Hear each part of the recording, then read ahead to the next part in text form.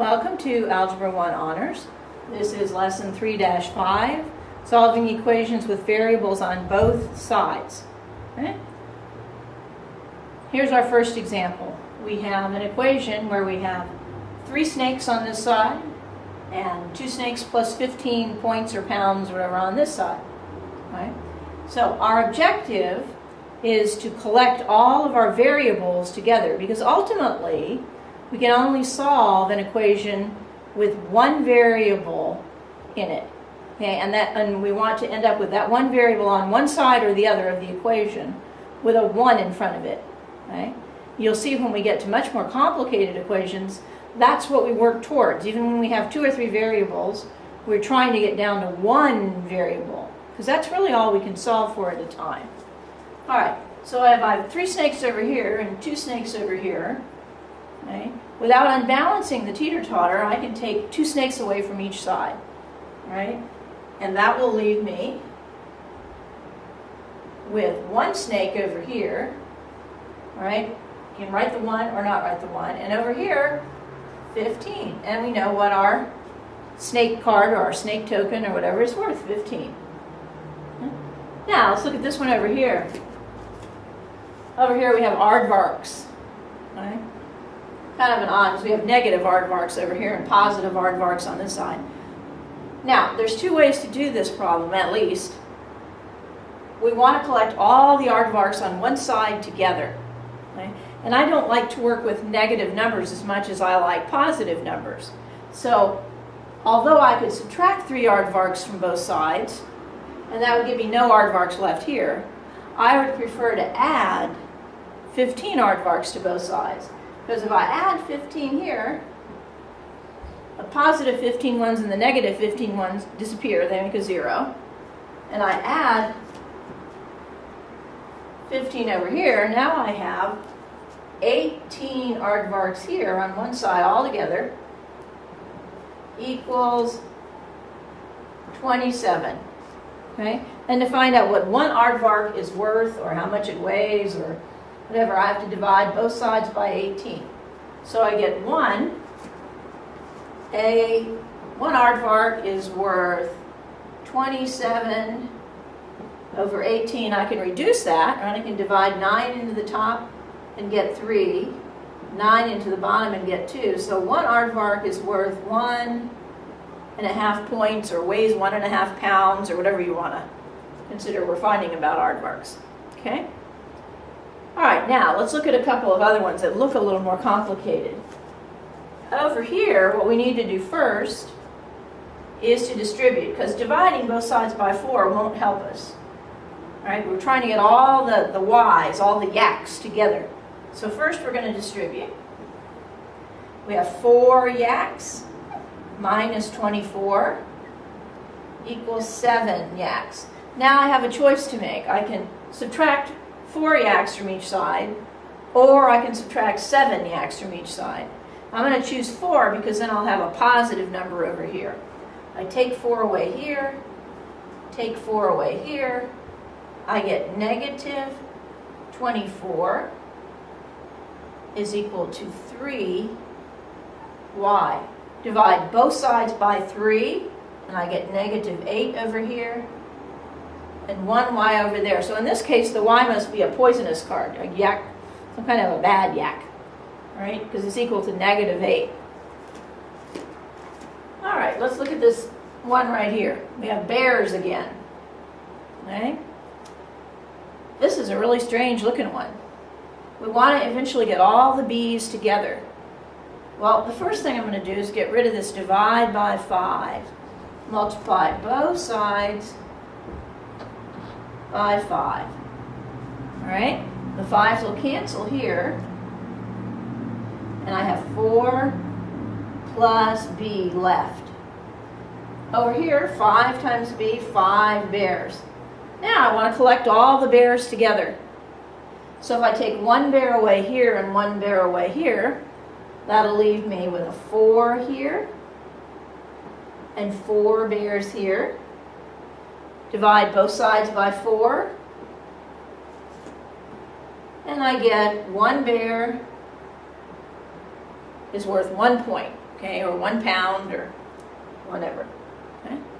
Now, so your objective when there are variables on both sides of the equation is to ultimately collect all of that variable on one side. Doesn't matter which side, but all together on one side. Let's look at one last set.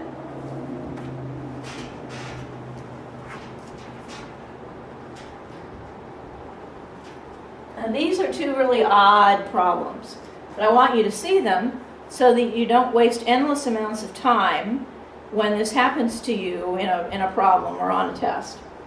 Okay? What we're going to do over here first, these are two different problems, and they're both strange problems. Not because this one has a fraction. Right? First thing we're going to do is distribute. So 1/3 of 12 gives us 4. And 1/3 times minus 6x gives us minus 2x. Okay? And now, if you're a really sharp cookie, you'll notice that we have exactly the same thing over here in an expression that we have over here. 4 minus 2x, 4 minus 2x. Most of us are not usually that observant or that swift because we're so involved in the problem that we keep right on going. So what most of us are going to do next is subtract the 4 from both sides. And we end up with minus 2x equals minus 2x. And then we would probably say, oh, well, okay, let's add 2x to both sides. And what I end up with, or what you end up with, is 0 equals 0. And you look at that and go, oops, I must have made a mistake somewhere. So the first thing you do is you go back and you double check that you didn't make a mistake, because we're all prone to that. Once you've done that, and you get something like this, which is true, 0 is equal to 0, 5 is equal to 5, 10 is equal to 10, and so on. If you get something which is a true statement, an equation which is true, what that's telling you is that this is one of those strange problems called an identity. Okay? Identity. And it means that when you have an identity, so you work the problem, you double check it, make sure you didn't make any mistakes, and you get 5 equals 5, or negative 10 equals negative 10, or something that's true, but it's not very helpful. Okay? Then what you say is, that's an identity, and that means that all numbers, no matter what number you picked, what real number you picked, if you plugged it in for x, it's always going to work. So I could put a 0 in here for x, and this will work out. I can put a negative 92 in there for x, and it'll work out. I can put in 5/7 and it'll work out. All numbers that you would pick for x, if you plugged it in here and plugged it in here, would make that equation true. It's what's called an identity. Okay? Now, what do you think this one's going to be? This one's exactly the opposite. But let's see what happens when we solve this one. So that when this happens to you, you'll know this too. Okay, so we're first going to distribute our 2. We get 2 giraffes. Okay, and then minus 4 there. There's our other minus 4 equals, distribute our 2 here, 2g minus 6. Let's see, we can combine these two minus 4s here. So we get 2 giraffes minus 4, or minus 8, excuse me, equals 2 giraffes minus 6. And now what we want to do is we're trying to collect all of the giraffes on one side or the other. So let's take 2 giraffes away over here to get rid of those 2. Well, if I do that, I have to take 2 away over here. Remember, because I have to keep it balanced. So now I'm left with negative 8 over here equals negative 6 over here. Because when I take 2 giraffes away over here, I have no giraffes left here, none left here. Minus 8 equals minus 6. Well, that's not true. Okay, minus 8 does not equal minus 6. First thing I would do, because I would look at that and go, uh-oh, I must have made a mistake somewhere, is you go back and you look and say, you recalculate.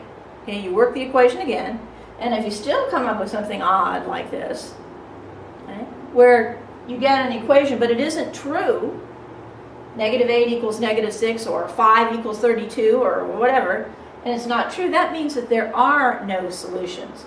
So this is an equation. It doesn't have a special name, but there are no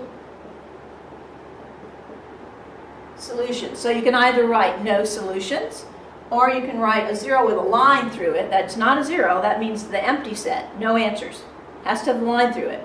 Or you can write like that, okay, set notation, all right, with nothing in the middle, meaning there aren't any answers, there's no value you can find to put in for G, no number, that will make that equation true. Okay? So those are the two anomalies that sometimes you'll find them. There are a few in your homework problems, okay? And occasionally they'll put them on a standardized test. Okay, so the first thing you do when you get something like that is you rework it to make sure you didn't make a mistake. And then you make your decision. If it's an equation that's true, then it's an identity and everything works. If it's an equation that's false, okay, then it means there are no solutions to that equation. And that is lesson 3-5.